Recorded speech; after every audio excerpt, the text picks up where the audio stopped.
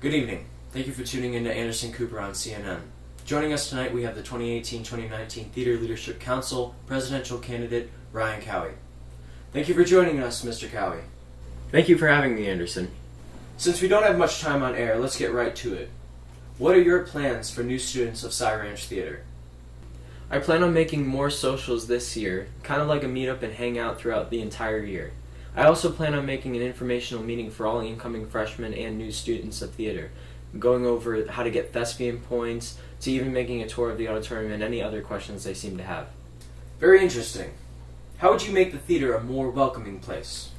One way I'd like to make this more of a welcoming environment is to continue the Big Little program. It's been a success for the past 2 years, but the problem with it is people tend to lose interest halfway through the year, but hopefully through socials and more of a comfortable environment we'd be able to continue it.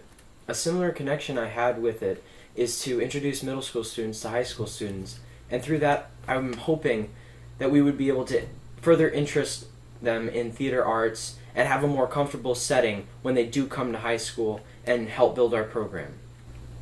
Is there any last words you'd like to say?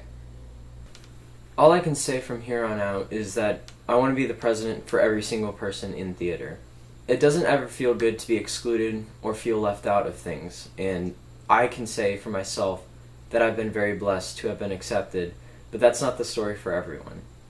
I want this place to be a sanctuary almost, where anyone isn't afraid to be who they are, and they're accepted for who they are, and I want a strong community and a strong legacy to be left when my class is left and the class after that is left. There is a fine line between a person who says things and a person who does things, and I want to be that person who does things and is a leader. I've had trouble in the past with really letting myself out and trying to make this myself and really showing who I can be, but I'm ready to take on a leadership role, and I want to make everyone feel comfortable and have a well-mannered environment for every single person.